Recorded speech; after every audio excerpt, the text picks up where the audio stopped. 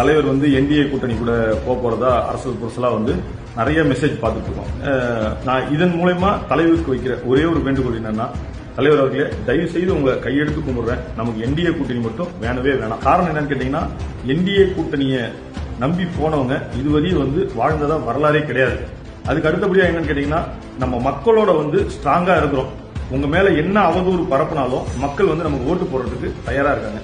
இப்ப நம்ம உதாரணத்துக்கு என்டிஏ கூட்டணி வச்சுக்கோங்க. இன்னைக்கு அதிமுக எவ்வளவு பெரிய ஒரு பலமான கட்சியா இருந்துச்சு. இன்னைக்கு அவங்கள நம்பி போய் ஒரு கூட்டணி முடிவை கூட அவங்க எடுக்க முடியாத ஒரு சூழ்நிலை தமிழ்நாட்டிலே இருக்கு. அதை நம்ம கண்கூட பாக்குறோம். அதே போல மகாராஷ்டிரா எடுத்துங்க, சிவசேனா கூட ஃபர்ஸ்ட் போனாங்க. அந்த கட்சியே காலி பண்ணி இன்னைக்கு பிஜேபி வந்து மகாராஷ்டிரா ஆண்டுட்டு இருக்கு. பீகார் எடுத்துங்க, நிதிஷ்குமார் வந்து முதல்வர் பதவியை ராஜினாமா பண்ணி இன்னைக்கு ராஜ்யசபா எம்பி ஆயிட்டாரு. அவருக்கு என்ன பண்ண போறாங்கன்றது தெரியல. அந்த மாதிரி பாத்தீங்கன்னா அவங்கள நம்பி போனவங்க யாருமே இதுவரை உருப்பட்டதா சரித்திரமே கிடையாது. அதே போல உங்களுக்கு வராத சோதனையும் கிடையாது, உங்களுக்கு கொடுக்காத அழுத்தமும் கிடையாது. ஏன்னா வந்து அவங்க வந்து சிபிஐ வச்சு அழுத்தம் கொடுக்குறாங்க அப்படிலாம் சொல்றாங்க.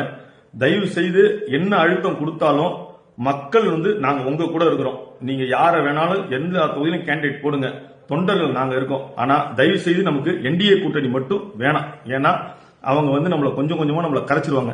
அதுக்கு அடுத்த விஷயம், ஏன் சிந்தனைக்கு எட்டிய விஷயத்த ஒரு விஷயத்த சொல்றேன். என்டிஏ கூட்டணிக்கு போயிட்டா உங்க காலம் உள்ள வரைய தலைவரை நிச்சயமா நீங்க முதல்வர் கேண்டிடேட்டே ஆக முடியாது. அது 100% உண்மை.